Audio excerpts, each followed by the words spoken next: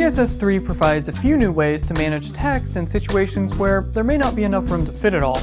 In this video, we'll introduce a few new properties.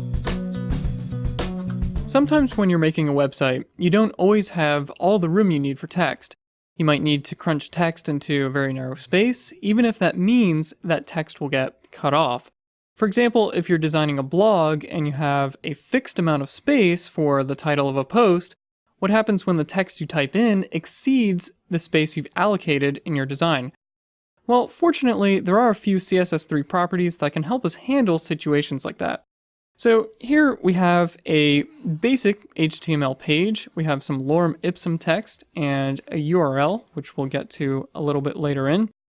And it's pretty basic HTML. We just have a wrapper div, some paragraphs, and that's pretty much it. And for the styling, we just have some boilerplate stuff for the body and some styling for the wrapper to center the page. So the first property we're going to look at is text overflow. And text overflow basically will clip text if it overflows the bounds of an element. First, we'll go ahead and apply a class to this paragraph so that we can select it. We'll call this one clip. And we'll go ahead and make some room so that we can work. And we'll select our paragraph and we'll give it a width of about 400 pixels. And let's go ahead and see what that looks like in the browser. And you can see that our text is being constrained here as you would normally expect. So let's go ahead and set the overflow value to hidden. We'll set white space to no wrap. And we'll set text overflow to clip. So here you can see that our text is now being clipped off at the end here.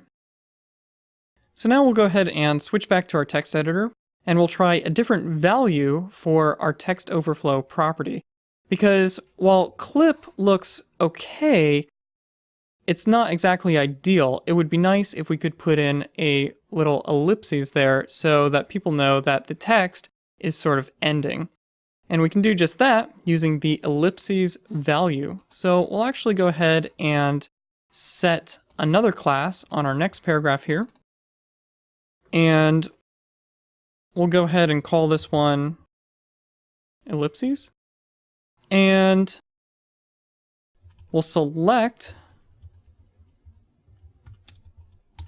that paragraph. And we're just going to copy and paste all of our styles here because we're actually just going to change this one value here. And when we switch back to the browser and refresh, you can see that we have our nice 3 little dots there. So now we're going to try and crunch this URL. It's not really ideal to put an ellipses or just cut it off. So instead, we're going to use another property called word wrap. So we'll go ahead and put a class on our paragraph here. And then we'll select that. And we'll give it a width of 400 pixels. And then we'll apply the property word wrap. And we'll use the value break word. And when we switch back to the browser and refresh, you can see that this URL is now being constrained by 400 pixels, and the word is being dropped down to the next line. This is really useful in situations where you have a limited amount of space, and you need to display a long string with no spaces. Another example might just be a really long word, like supercalifragilisticexpialidocious. That's it for text overflow and word wrap. In the next video, we'll learn how to create multi-column layouts.